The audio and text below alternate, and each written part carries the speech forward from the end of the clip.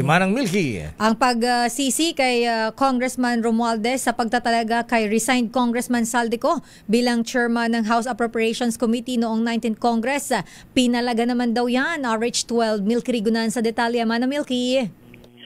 Sister Ella, saka umatala ng patas at due process para kay dating House Speaker Martin Romualdez at si Representative Jude Asidre ng Tingog Party List. Ayon kay Asidre, puro lang maaligasyon kay Romualdez sa flood control anomaly at hanggat walang ebidensya, mananatili lamang itong mga puro ingay.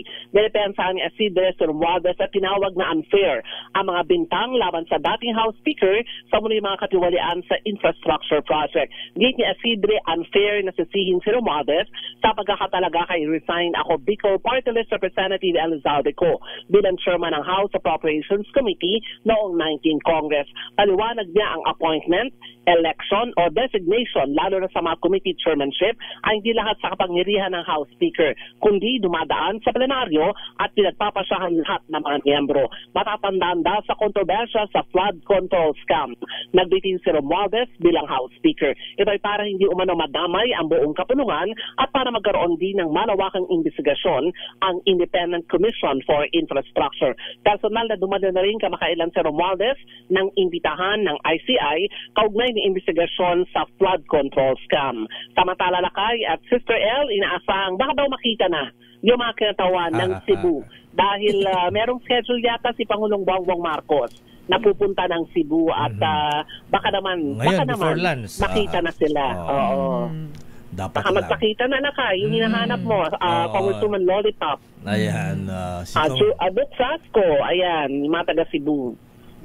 Okay, Kasi hanggang ngayon, wala pa rin silang mga statement tungkol sa malawak na pagbaha sa naturang lalawigan. Hindi pa sila nararamdaman doon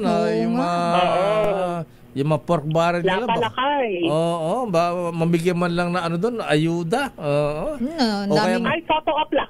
Kahit photo up na lang, Lakay, wala eh. O kaya makita man lang sila na nakiramay, mga ganun. Paano magpo-photo up man ng Milky kung wala? Oo nga, mahirap din, ano? Mahirap yun. Ng relief goods, yung mga ganun ba? Wala talaga. Dahil pupunta daw ang Pangulo sa Cebu, baka dumating na sila. Ako, natatakot yata silang punta, baka itulak daw sa baha. Okay nga Rod, maraming salamat Manang Milky.